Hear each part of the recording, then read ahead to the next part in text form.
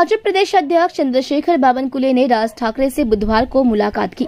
इस मुलाकात के बाद चंद्रशेखर बावनकुले ने मीडिया को प्रतिक्रिया दी है।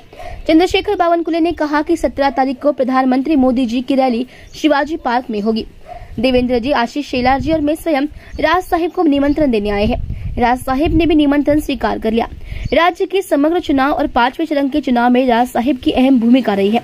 राज ठाकरे ने मोदी जी के विकसित भारत के सपने को समर्थन देने की भूमिका निभाई।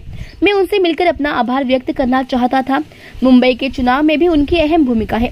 इसके साथ ही उन्होंने कहा कि नासिक में भी इसका महत्व है।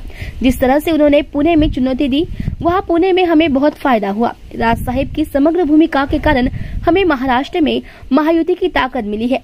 भविष्य में भी महायुति को ताकत मिलेगी। चंद्रशेखर बावनकुले ने कहा है कि हम यही उम्मीद करते हैं।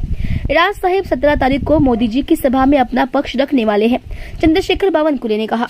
आणि राज्याच्या एकंदरीत निवडणुका आणि 5व्या टप्प्याच्या निवडणुका यामध्ये राजसाहेबांचा महत्त्वाचा वाटा राहिला आहे।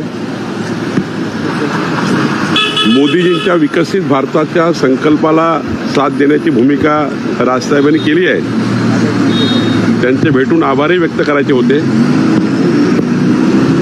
मधल्या गडचिरोलीपासून मुंबईच्या प्रवासात मी त्यांना भेटलो नाही, पण आज मुंबईत आल्यावर त्यांची भेट घेणे आणि त्यांचे आभार मानणे हेही महत्त्वाचं आहे।